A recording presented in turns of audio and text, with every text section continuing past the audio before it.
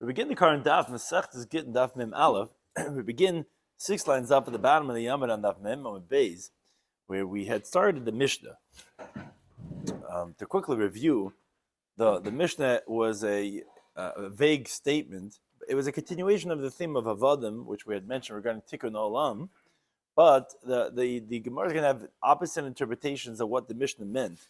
When it says you have an Eved that his rabbi made him an apoitiki to others, we'll explain in a second what that means, and then he freed him. According to the basic halacha, the slave is not obligated anything for being freed, but because of tikkun olam, so he forced his master, whoever that is, makes him free, and then they write a document on his money to pay back for the fact that he was freed. And Shmuel says, no, he doesn't have to write, but the Meshachar and the Gemara is going to discuss exactly who freed him, who is he paying money, what is the Eved Chayiv about, and who is it that he has to do this for in regards to his rabbi. Joining today's daf. Something discussing today's daf and is like we said, the Eved that Sha'asir Rabbi Apaitiki, who we're going to discuss who is the rabbi that made him the Apaitiki, and for others, and then he's freeing him. Who is freeing him in this case? The Gemara discusses regarding different items that are mefkin midei shiva. They're removed from a loan, from a lien. For example, let's say a paitiki, which is essentially that there's an obligation on this thing, but hekdesh chametz shiur, freeing a slave or having it being chametz abel of a pesach or being makdish something, a kedushas hagov, will remove the lien of this item. Even though there was a shibud. And there's two forms of apaitiki. Apaitiki is from the word apaitei, which means to say that this is where you could collect from.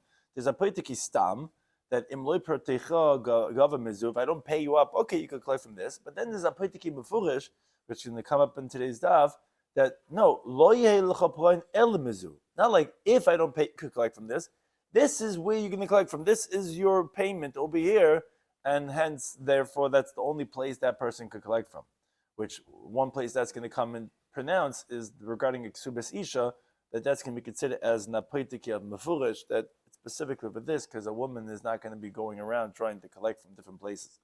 Then we get into a discussion regarding Mashachar Chatzi Abdoi. The next mission discusses if someone has a slave and they freeze him halfway, what is his halachic status in regards to being an Eved at the same time being a free person.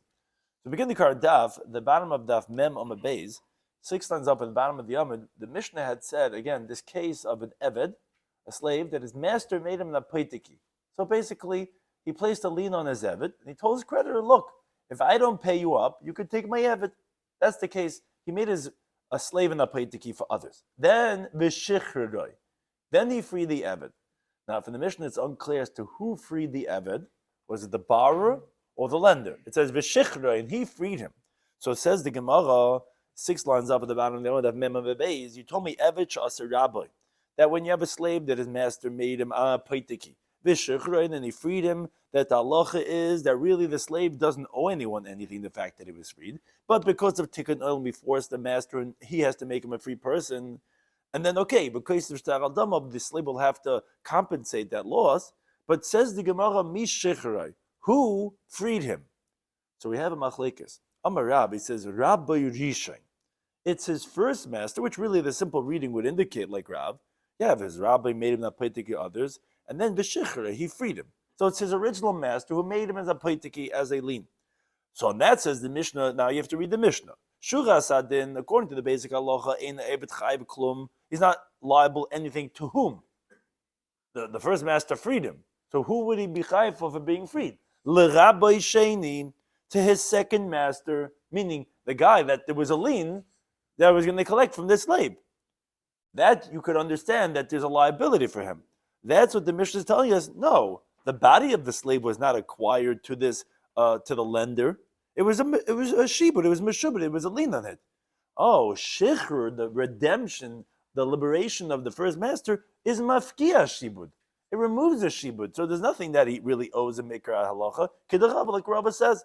Rabbi says, he says hektish, which Rashi explains, if let's say someone made his shiur, his oxen, a paitiki, and he gave it what's called a kedushas haguf for the mizbeach, which means you could take the animal, you actually slaughter it as a carbon, because as Rashi explains, and Taisus belabors the point that dafka kedushas haguf, because kedushas damim doesn't remove from shibud. As the Mishnah teaches in Erech and Daf Gimel Mebei is that when you have somebody that has a monetary sanctity, let's say a beam, a piece of wood, you make it hektish, then you could just add on another dinner and you could redeem it. Kedushas haguf, you can't remove it. It has to be brought as a carbon. It has a physical sanctity. So when you make something hektish or chametz, for example, it's an interesting case also. If you have a non-Jew that lent a Jew money, now what did the Jew do? He went and he made that his chametz. He had boxes and boxes of cakes. He said, "Look, if I don't pay, I'm going to give you a lien on my chametz." But he didn't give it to the non-Jew to hold on to. It's still in the Jew's property. So the Isser Chametz, because of Sha'avol of a Pesach, comes along and it's mafkia. It removes the shibud, the lien that the non-Jew has on it, and it's essentially the Chametz of Yisrael, Sha'avol of a Pesach, and if it's Asabah so although you could say, what do you mean? It's not giving man Chametz. It was owed to the guy. No, it's yours, and it's going to be mafkia, the shibud, because of the fact of the halach of chametz. And the third one, which is the main thing that we really want, which is b'shichur. If you go ahead and you free the slave, is also mafkin midei shibud. It removes the shibud that the lender has on that item. So these three things are mafkin midei shibud. So essentially what the Gemara is trying to say is, when the first master frees the slave, it's not anything that the slave owes to the lender, because the lender lost all his rights. It's not like he's a walking lien now, he's walking away and the guy has freedom and really it's owed to the second guy. No, Rabbi explained it's mafki from shibud. Okay, but then there's a second part of the halacha. Elam mimnei tikun ha'olam. That's what the Mishnah was saying. Because all these mishnayos were all tikkun olam mishnayos. Because of the remedy for the world. What's the problem? Why does the Eved have to go and compensate to the second master who has no rights on him at all, because the first master had freedom was mafkir from the shibud? Why does he have to pay him out for the amount of the debt that he was supposed to be lien for him? Oh, because what's going to happen is like this. Shemi Yimtzan the B'shog, one day, remember when his master frees him, becomes a regular yiddilah.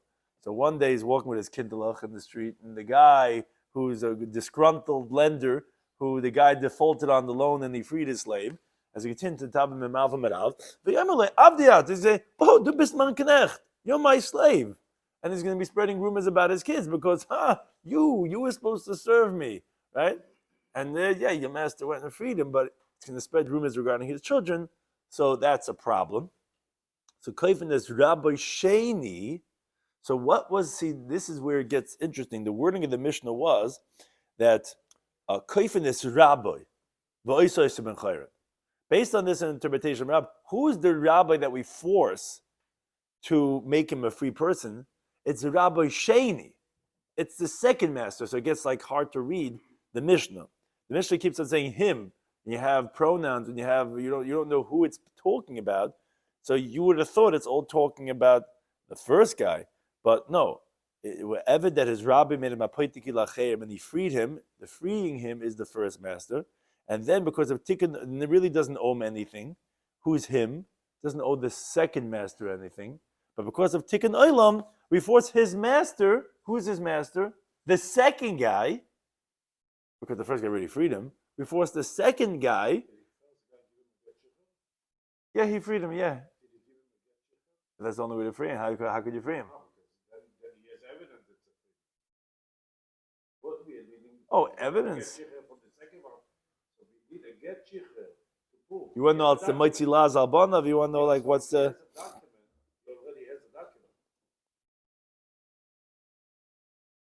Right here. Yeah, Kvega has a different question. What's the problem that you're concerned about B'chlal? I don't know if everyone holds a get shikha under possession. Even if he has, he says, "But given mans." Who cares that you ever get? No, so the word is not so much.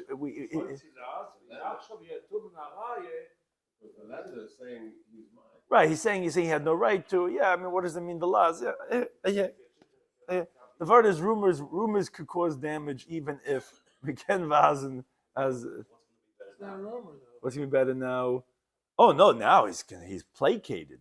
The guy's happy. You paid me back. He's not going to start. people they're disgruntled because they lost a loan.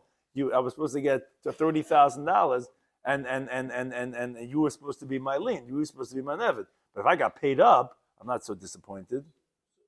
So if he's worried about his lien, he can always remedy it by taking the base. No, you're right. He has nothing else. Yeah, this was why he had a lien. This is what people do when people have loans. You can't stop someone from doing something. And the Chanami. But I'm saying, that when you have an apoitiki, the purpose of lien is that you can have somebody to collect from. And when the guy defaults and he frees him, he's upset. So that's what the tikkun olam is, right? Ikra din shur doesn't owe him anything, right? You can't. But tikkun olam, the guy's going to be walking around with his kids and he's going to say, oh, yeah, your tati is not, he's really he's my slave, And because of that, so he forced his second master, and he frees him. So now he has no more rights. Show me get shich from the first guy, I don't care. But if you show me your own writing, okay, and then a case of Eved Shtar Dama. The slave has to write a document for his monetary value to pay back the second guy who has a loss because the first master went and wrote him, freed him with a shtar shecher. That's the Tana.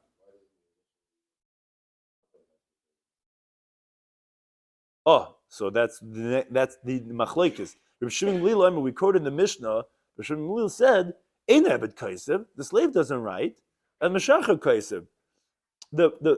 His first owner who freed him, he has to write a document to his creditor for his monetary value because he was mazik shibudei shel chaveroi. He was damaging the lien of his friend, and he has to pay it back. And actually says to Gemara, what actually are they disagreeing about is actually this point. But mazik shibudei shel chaveroi kemeflagi. When there's a lien that someone else has, and you damage that lien, what is the halacha? The Marsav Rabbi Shloimy held, chayiv. And therefore the Meshacher who damaged the lien by freeing him, it's his liability, and therefore he has to write the monetary value to the lender. Marsav says, no, that's not your money. It's a lien that you had, which in halacha gets very interesting with all these types of monetary situations where it's not yours, but it's going to cause you. Today's discusses why don't they talk about in a situation as grama, why a garmi, why are you mentioning a specific of mazik shibud shechavera? Tesa says no. Even the one that would exempt by garmi may would be chay because mazik shibud shechavera is a little bit more direct. But be that I may, you get into all these interesting conversations. The financials are so complex that what is considered someone else's. That is the machlekes.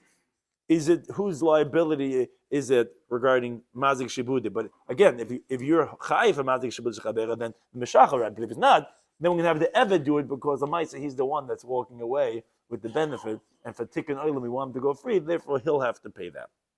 So we learned that Hamazik Shibudish Chaveira, if someone damages a lien of his friend, meaning to say that this is where he could collect from, although it's not his monies, and you damage it, regarding if you can be liable or not, are you chayiv for being Mazik Shibudish Chaveira. This was all one interpretation in the Gemara, in the Mishnah. Now there's a whole different interpretation, like a totally different interpretation. Ulamar, he says no. Mishecharai, right? Rav had said that who freed him was the first master. Ula says no. Who freed him? Rabbi Shloimy, his second master, the guy that had the lien on the slave. He freed him. Okay, now follow the Mishnah's wording. Shuras adin, so that's what Mishnah says. Meikra adin ena ebed chayav klum b'mitzvos. A totally different reading. According to the first reading, Ein Eved Chayiv Klum was financially the slave doesn't owe anything to the second master because, like Rav had explained, shibud is the shichur is mafkim and they shibud. I don't owe you anything. But take an ilam. I'll pay you as an Eved because I don't want you to be upset and tell me in the street that I'm your Eved. According to Ula, it's a totally different Mishnah. Now they do it financials and owing the second guy. The second guy is freeing him. Now, Me'ikra din.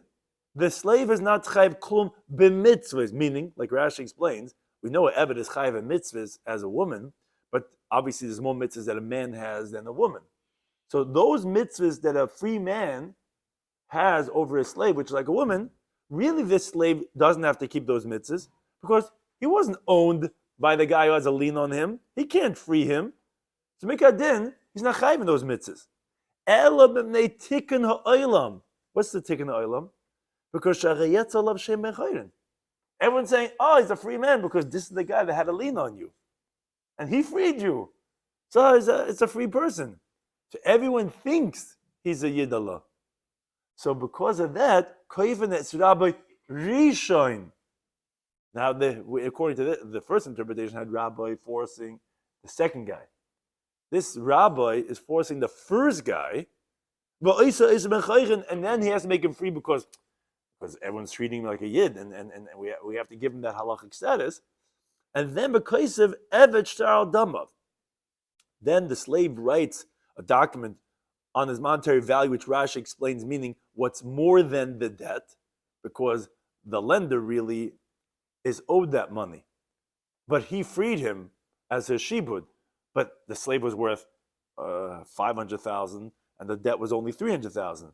So whatever's more than that debt is what the slave has to write to the Rabbi Rishon, who is forced, so to speak, to free him. That's the slave's responsibility. Rabbi Shloimy says, no, ain't a kaisif. The slave. What? What did he do? He doesn't deserve it. He doesn't have. Who they evid. Yeah, but he was freed. But it doesn't matter. He does. And the chadami. Debt of the doesn't fall to him. He had nothing to do with the guy's debt. No, he gained his freedom. So since he's the one that's holding the hana, his value was his value. He shouldn't be required to pay more than his value. He's not. You say he has to give more than the debt. Let's say the debt that the lender was owed was 300,000. The slave himself was worth 500,000. So that excess, what was a loss to the borrower, who is his owner, that he has to compensate him. But on that, the Shmuel says no. Slave doesn't have to write any shtar because what did he do? He didn't cause anything, like you were saying. He holds el mishacher kaisem, the one who freed him, meaning the lender has to write to the shtar on the excess of how much the slave was. He has to compensate that to the owner. Says what are they disagreeing about? Regarding a different principle, which Tais discusses exactly why the Gemara shifted in its explanation, is behezik she'en nikar k'miflagi. Regarding when you have a damage that's not recognizable, because here it's only a rabbinic principle, that if you have a damage that's not recognizable, what the liability is. Marsab Shmuel held Shmei Hezek, it's considered damage, and therefore when the second guy, the one who had the lender, so to speak, the one who's owed the money, the one who had the shibud on him, when he frees him, I didn't do anything. It's a hezek shein niked. Everything looks the same as it was 3 minutes ago, but that is considered hezek, and therefore you're going to be chayiv. And therefore you, the meshacher, have to go and compensate the original owner. No, it's not considered damage. So therefore, like Rashi explains, really is answering your question that you asked. Therefore, we cannot hold the meshacher liable because it didn't do anything. It's hezek shein niked. But the slave, because of his hana from the shichur. So that's like, why does he have to compensate? Because he's the one that's having the benefit from this redemption.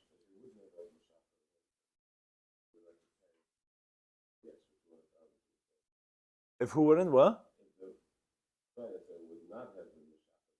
Right.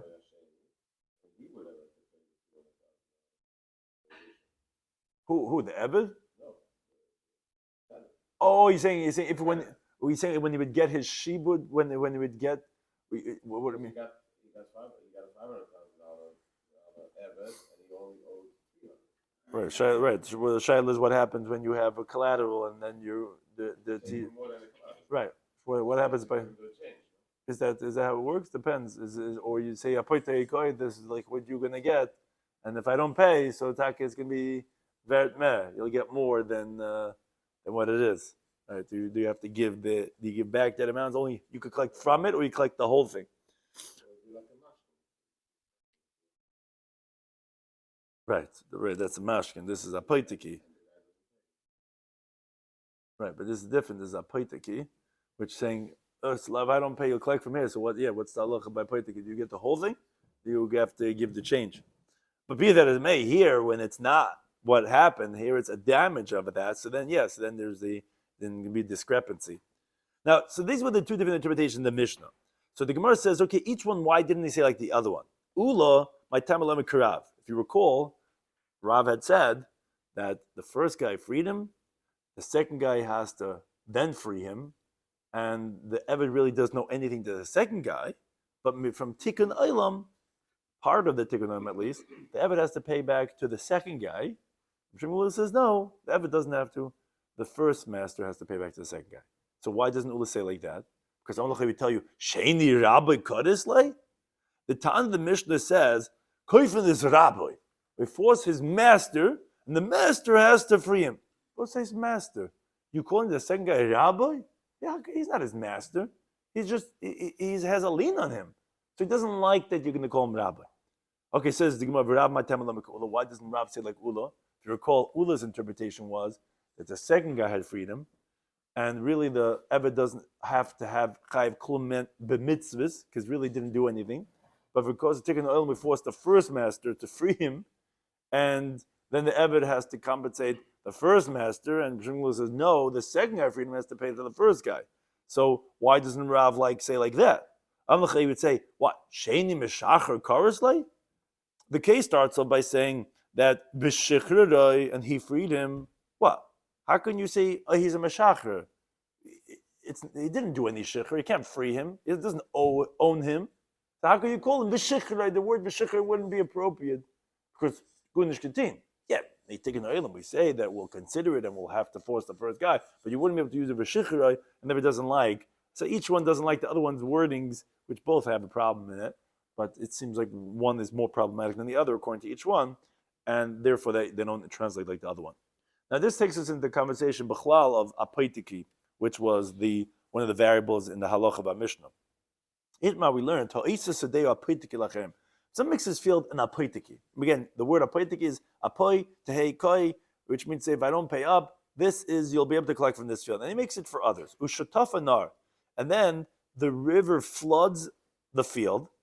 And now the whole field and the whole property is ruined because, as Rashi says, the water will be flooding over there forever. It's like floating over there, and it's done. This property is killed. So Ami Shaperna, that was his nickname, which means the good-looking Ami. Amar Rabbi Yechanan, he says, "Ein gayve mishan nechasim." Okay, so the lender cannot collect from the other properties. This is it. This is what you had, and now it's your loss. He says, no, the lender could collect from other nechasim. So the Gemara asks, Amar of Nachma Yitzchak, he says, Mishum the Ami Shaper Nahu, think his Ami's good looking? Oimer Shmaitid V'Shapir, and he could say teachings that are not good, that are not good looking. Like what's this? How could he say such a thing? Rather, to Targum Shmaite, you have to translate his teaching. The Amalei, that the bar had said to him, Lo mizu. You should only get payment from this. If he tells him, if I don't pay you, you could collect from this. So that's not considered in the domain of the lender, and it's not with that intention alone that he's lending him money, and that wouldn't be his liability. And yeah, he could collect from the other properties. So basically, the Gemara is saying that it depends if it's what's called an apaitiki stam, a generic apaitiki. If I don't pay you, collect from this, that then you could be goyv mishan nechasim. Oh, but Ami Shaperna was talking about apaitiki mefurish, saying no, you should only get only from this. Yeah, that was the only thing. That's it. It's his loss. That was the only thing he's supposed to collect from. As the Gemara says, Tanam HaChazul in the Brisa. If someone makes his field an apaitiki to someone else, and then it gets flooded, this property is done. It's useless. Goyv Mishan Nechasim says the Brisa, you can collect from other Nechasim. But it didn't say if I don't pay, you can collect from this. No, your payment will only be from this. Okay. In the Goyv Mishan Nechasim, you cannot collect from other properties. So again, that's the discrepancy if you made an apaitiki stam or an apaitiki mefurish, if you could collect from other properties, other assets that he has or not. Oh, what's the point of that? Well, the point of it is that you will also, because there's different levels of a collection, and if this guy sells it off, so then you won't have anywhere to collect from. But if you make an apaitik, he says, don't worry, you will be able to. It's like almost better. You'll be able to collect from this, but don't worry, other things. In case I have something, if I have nothing, you'll always be able to get this field. So that's apaitiki stam. What's the difference between Potik Well, here it's a loan, so there's like money that's owed, so like money gets used up. So how am I not going to get paid back? So when there's a lien, when there's a shibur, when there's a paitiki, these are different levels of liability. Right? Yeah. What's also what do you mean a pekadon? You can be malva escalator and give a lien on land.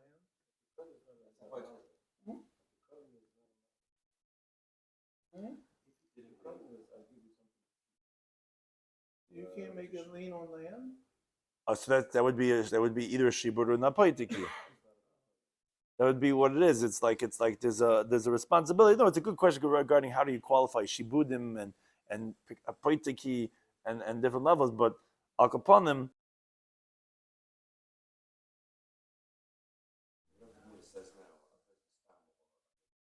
Mafurish.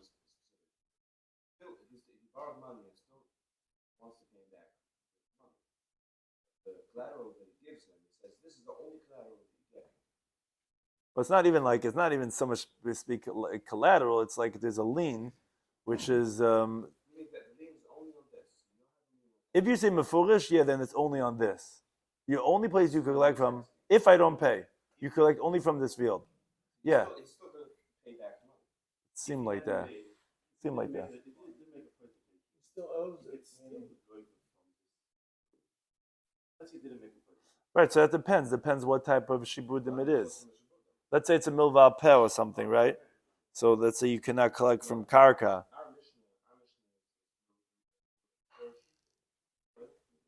What, the apaitiki?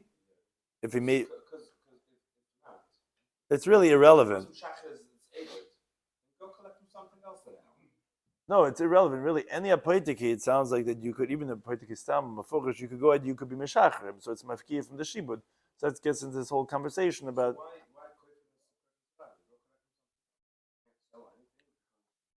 Oh, you mean it's if it was an apaitiki stam, then why is it getting all worked up? I hear. Either you're right, it was apaitiki mafurish, or that was all that he had. And that was what he was left with, and he's going to be upset on the Evid. I hear. If it's other things, why is he getting so worked up? I hear. Okay, definitely would makes more sense if it was a Poitiki Mefurish. So the Gemara gets into a different conversation, similarly regarding two different types. Tanidech, we learned another brisa. Someone makes his field into an apaitiki. Again, this is where you could collect from. Don't worry, you'll have where to collect from this field. And he does a l'bal chayiv to a creditor, to his wife for her collecting her ksuba. So the Tanna Kama says geiv mishan nechasim. In other words, if they want to, the original owner could sell these fields, and they could collect from other fields. It's not limited to this. Shmuel says no. Bal chayiv geiv mishan nechasim. A creditor could collect from other nechasim, but isha in the geiv mishan nechasim. She will not be able to collect from other nechasim. Why not? It's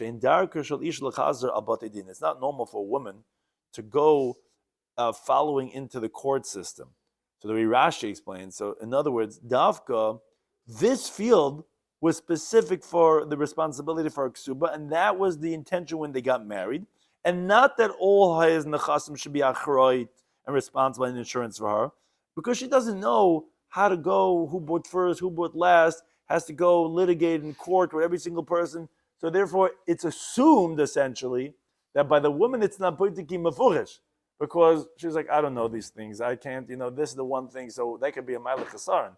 That could be a ma'ila that like, okay, he cannot sell it because this is like a poitiki mafurish. At the same time, it's a chasaron for her because if something happens to this, she's done because this is the only poitiki she has. In contrast, about chayiv, yeah, no problem. I'll find some other property you have and I'll go take a lien on that. So that would be different between Balchayiv and the Ksubasich according to Shimon Gamliel. Now we continue on the next Mishnah, again continuing the theme of the previous Mishnah regarding Tikkun Olam, regarding freeing a slave. So this is another case of forcing to free a slave. The Minchas Chinuch loves the cases of Chetzi Eved Ches B'chayrin. It's a classic, interesting duality that you could have in one person. So here's a person that's half slave and half free person. For example, let's say there were two brothers or two partners, and one of them freed his portion of the slave. So he's half and half. So says the Mishnah, Oiver es Rabbi Yemechad. So he serves his master one day, and he serves himself one day. That's the Brazil. So it's okay. Halb, what's kematin? One day you work for yourself, one day you work for your master. They say no. You remedied his master. I mean, in other words, his master is not missing anything. Everything's working great for him because he anyways only owned half of him. His partner went and freed the other, but for him, everything's great. Good. Keep on coming Mondays and Wednesdays and Fridays for me because you always did. But for himself, he didn't fix anything. Why? Lisa Shifchi Yavsha, and this daf is very busy with the halachas of procreation of mitzvah privrivya, which places in a few places here delves into this halacha. But we see how important it is to have children and what's considered a key of that. He can't marry a shifcha because half of him is free, and the free part is the regular yidila can't marry a shifcha because shekvar chetzi ben chayin already is half free as Gitin Daf beis. Yet bas chayin the yavsha at the same time he can't marry a free woman. Because of the side of him that's a slave, shekvar chetzi eved, because he's already still half of a slave. So yivatel, why he's going to just be null and void and not be able to marry a woman and have a family? The world was only created to be fruitful and to multiply. Like it says the pasuk in Yeshayim, it's not for nothing that he created them. He formed them to dwell. Like Rashi says that the creator of the earth, we didn't want it to be empty. You make a party, you want people to come. This world's a party. The world's a garden. Hashem wants people to come. What is this? I need you to multiply. So, because of remedy for the world, they force his master, they make him the free man, and they write a document on half of his value. And Basil ultimately retracted from their opinion of that he serves him one day and serves himself one day. That they force him to free him. He has to compensate him with that amount, and then he goes in and is a totally free man. But that's what I'm saying. Taisus, they're busy with a person who's Megayer. Taisus discusses regarding Priv is only for a Yid, and L'Sheves Yitzchak could even be for an Eved, and could even be for a woman. And so why don't women have that? Why don't you have to free a Chatzi Baschay, a Shivcha that's a Shivcha Charufa? But this is where they're very busy with the halachas of what does it mean to be Mekayim. Let's say there's different ways of having a child. Even if you won't be Mekayim Priv, are you Mekayim L'Sheves Yitzchak? Having children, whatever it was, is L'Sheves. So that's where these are the Taisus in that very much quoted in practical halacha. But what do you mean to have? Right, the shaila is, but the eved also is no, because that's the shaila. The shaila is, so what do you mean you're forcing? What's the shot? You're saying that the chatzi ben chayrin is why we're forcing. He's chayiv and perverivia. Right, so the shaila is why they bring the pasuk l'soyu v'ro l'shabbat yitzara when they bring the pasuk of a pervu. Right, the shaila is right. You're saying half of the person, half the person's chayiv. Could you have a person being chayiv in something?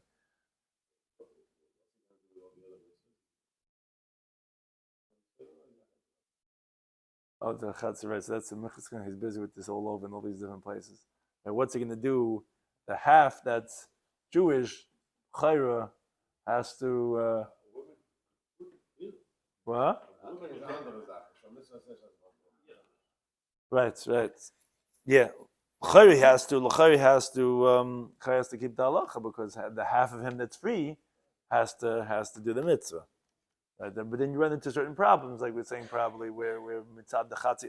Argument is going to discuss one of those cases, which obviously he has a mitzvah perverivia, let's say, but vaymen gas the chasna hubim, right? You can't marry a shivcha and because of the half that's avid. So related to this, the Gemara brings someone learn the brayso. If someone frees half of his slave, so Rebbe Emakana. So this is different. This is not like two masters. This is one guy that he frees half of his slave. Rebbe says the guy will acquire himself. In other words, he will become a half of a free person. They say no, he's not going to acquire that. So the Gemara explains, and it's actually a machlekes regarding how to qualify this case that we're discussing. Amar Rabbi says machlekes b'shtar. Machlekes is if he's freeing him with a document. He writes a document that says half of you is a free man. The Rebbe holds like this. The pasuk says of a yikra, and this is the pasuk by the shivcha charufa. It's also a little complex because machlekes is what the case of shivcha charufa is. But our Gemara is going to be going with a version of this. When it talks about the Shiv Charufa is a Evet Ivri that's married to a Shiv Charufa, so there's a certain halacha yichayv asham if you're mezana with that Shiv Charufa. But the pasuk says like this: it says the heftei loy nivdasa. She redeemed, she was not redeemed. So this is like we said regarding the Shiv Charufa that the Gemara Darshans increases that if you hold like Rabbi Kiva, that it's and the Gemara is going to quote this shortly, that she's halfway redeemed. It means it's the heftei kama loy nivdasa. She's redeemed but not redeemed, which means to say she's chatzi shifra chatzi baschayr. Now, generally, when you talk about heftei, pediyah, redemption, that means with money or something that's worth money. Okay, that's the first half of the pasuk. And then it says, or her freedom wasn't given to her. That's with a document, as we're going to learn out shortly, from law from Isha. Because how do you redeem the Eved is the same way that you redeem the woman, because we compare Eved to a woman, as the pasuk compares the Shevcha Charufa, because they both have the word law. It says and law, and by woman it says v'chas of law, so we compare the Shevcha to the woman. Okay, but in the same pasuk we're being makashtar lekesef, because the first half of the pasuk is talking about kesef, that's heftei, that's redemption, pidyon is with money, and the second half of the pasuk chuf shalinitan law, which law will teach us from v'chas of law, which is a get, which is shtar, is talking about a shtar. So the pasuk is making a hekesh comparing shtar to kesef. Ma kesef, just like regarding money. The halacha is bein kuloi, bein chetziyai. There, as the Gemara learns out from the heftei loy neftasa, what is it telling us, according to Rabbi Kiva Masechta Krisis, that she's redeemed but not redeemed, meaning she's halfway because it was halfway redeemed.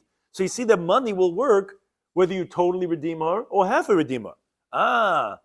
That's from the first half of the pasuk. But the Hekesh is teaching me, a document also being kula will also work whether whole way or halfway. That's the opinion of Rebbe that is teaching us from this Hekesh.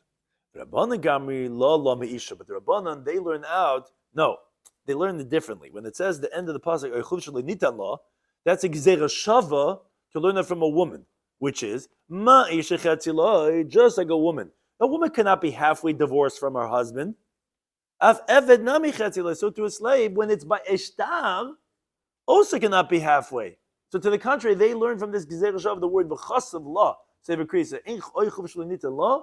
That actually teaching me that, no, just like my woman cannot be halfway, so too an Eved not halfway. So according to this interpretation of Rabbah, the machlekes is regarding shtar. Are we making this hekesh from chufsha, which has law over there, which is shtar, from hefta, that it's halfway, so to here halfway, or like the chum, no, because it says b'chasab law, sefer krisis, and here it says oichuv shalinit law, so just like a woman cannot be halfway, so to here can't be halfway. That's regarding shtar. But regarding money, there everyone agrees. Yes, you could become a chatzi chatzi halfway because pedui that's the case of yes redeemed but not redeemed, which is halfway. That's Rabbi Kiva's opinion in Masechtas Krisis. Says the Gemara, let's say what is their machlokes regarding the Marsava Rebbe held hekesha adif. Seems like okay because a hekesh is better than a gzera shava. Because that's what you tell me. You tell me you're going to compare the first half of the pasuk to the second half of the pasuk. Umar said, but the Rabbanan held that no, gzera shava difa. A gzera shava is better, meaning to say that you don't leave a gzera shava and learn that from a hekesh. Now, Rebbe holds a hekesh is better because when you could learn it from a hekesh gzera shava, you'll leave the gzera shava and learn from a hekesh. Seemingly, that's what the machlekes is about. Says the Gemara, no, not necessarily. The Kul that everyone holds gzera shava adifa. That gzera shava is better, is stronger. Why would you say that? So Rashi explains because gzera shava, you have an extra word by one place, by one context to make a drasha, and it's as if it's written in the context of the pasuk itself that you're making the gzera shava for, because it's extra pasuk. So since we learned this out from halacha meisha b'sina, because you cannot make up your own gzera shava on your own, so that's better than a hekesh which you can make up on your own and just say, oh, because the pasuk's in the same pasuk and it's coming to teach it. So everyone agrees really gzera shava is better. So wait a second. So then everyone told like the Chachamim that you shouldn't be able to acquire halfway a freedom with the shtar. No.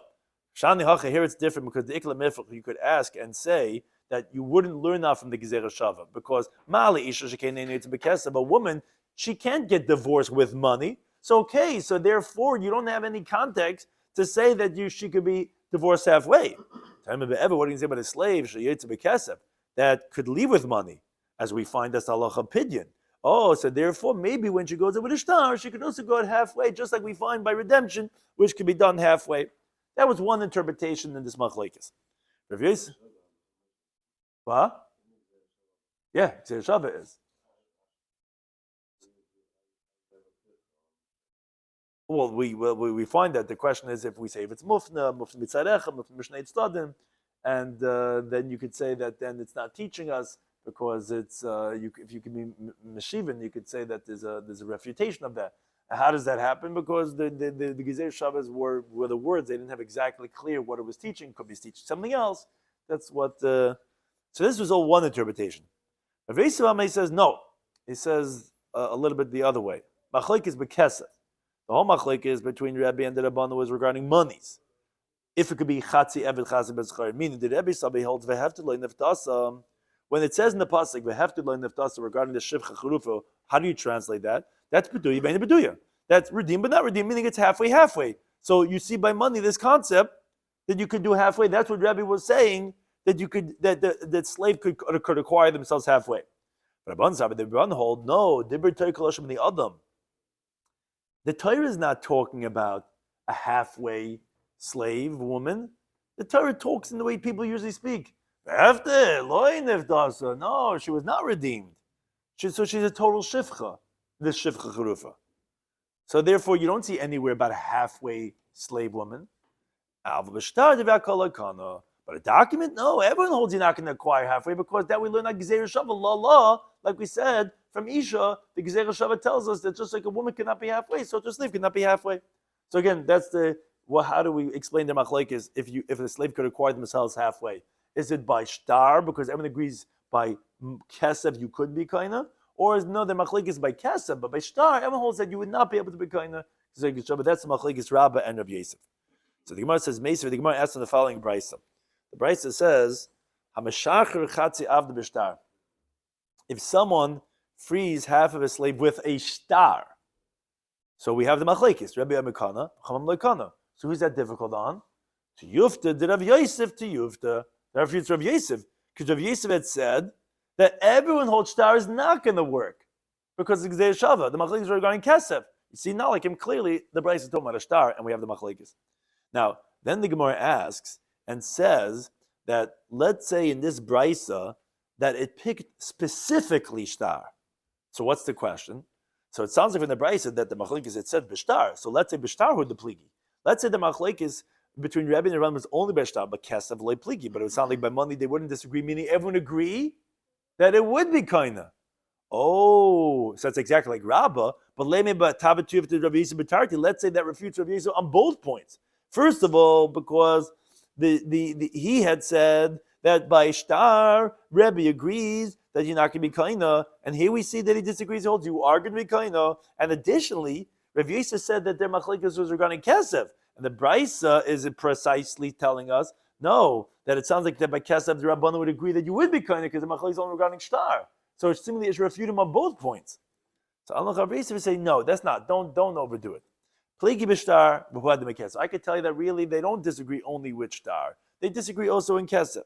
I bought the gemivlik b'shtar. So why is the brisa picking specific case of shtar? That's That's just to tell you the strength of Rebbe, to tell you that even by shtar, which you could learn out from the Gzeir Shava law from Isha, that she wouldn't be able to go out halfway. That no, he disagrees, and even by shtar, he's going to tell you that okay, she could become a halfway free person. So the Gemara says, what do you mean? B'liflik b'kesef? I could tell you, disagree in the other case of money, tell you the strength of the Rabbanan, that even by kesef, which you could darshan enough dasa, that you should be able to acquire, they disagree and say, no, it's not going to work. Why don't you say that way? Says Gemara, no, a famous Talmudic answer, the power of saying something is mutter is stronger than the power of saying something is asr. Because asr, you go to the Rav, he doesn't know the answer. Yeah, asr. Because being machmi, you can't go wrong. But heter, go against the words of the Torah, that's a big kayach already, and therefore that's why we picked that one, and therefore you can't refute Rav Yosef on that second point. The Gemara says Tashma. The Gemara tries to bring a similar raya from the following brisa. The brisa says v'hafte. If all you read was the first word of the pasuk where it says v'hafte, so yachal hakol, you would think that she's totally redeemed. and that she's engaged to this Eved Ivri, the Jewish slave, is what the pasuk's talking about, and that's what the pasuk's talking about. If a man is mizana with that woman, lo yumtzu, they're not going to die because of the adultery that they committed. Tamalayma, no. The pasuk continues. The next words are loy niftas. So she's not redeemed. Okay, so obviously she's not totally redeemed. But then Eloi niftas, if it only said the word she's not redeemed, you would think totally not redeemed at all.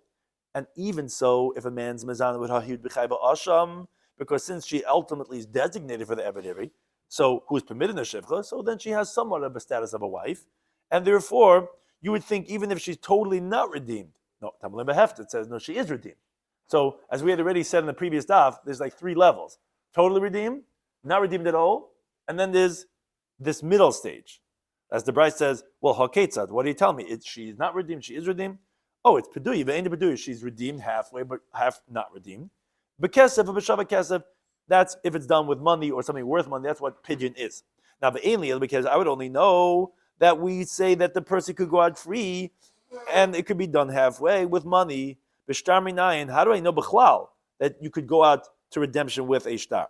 Because the pasuk says v'hefter le'neftasa, she's redeemed but not redeemed, and it says aychuv shaloi nitala, or her redemption was not given to her. Now, what does it mean given to her? Because it says by the woman in the bar Mechasav law, he writes for her a document of severance. But there the word law means with a document. Afkamashtar also over here means with a document. Okay, so I know that she could go free with a star, but I would only know that you go halfway free with money, and for sure if all of it was money, or all of it with a document. Because halfway with a document, I still don't know yet that if you free halfway, you would be halfway a free person.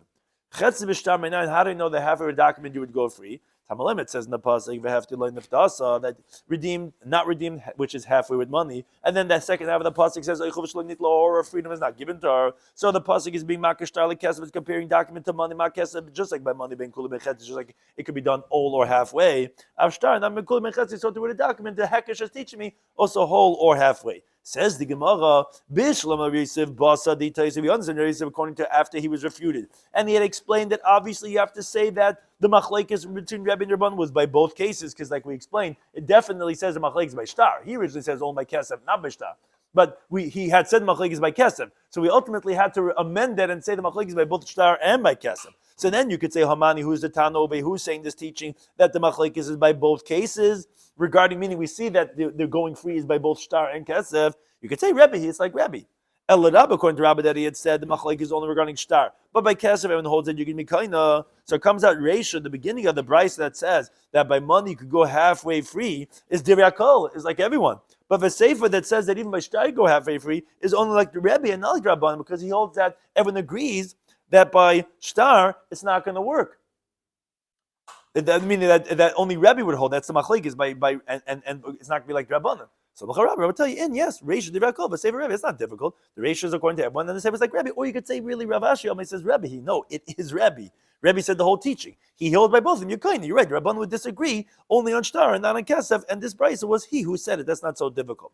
But says the Gemara, Elamastit in the Ketani, but the Mishnah that says Misha Chetzev v'Chetzev ben Chayrin. Our case of our Mishnah that we started off with, when you have someone that's a half slave, half free person.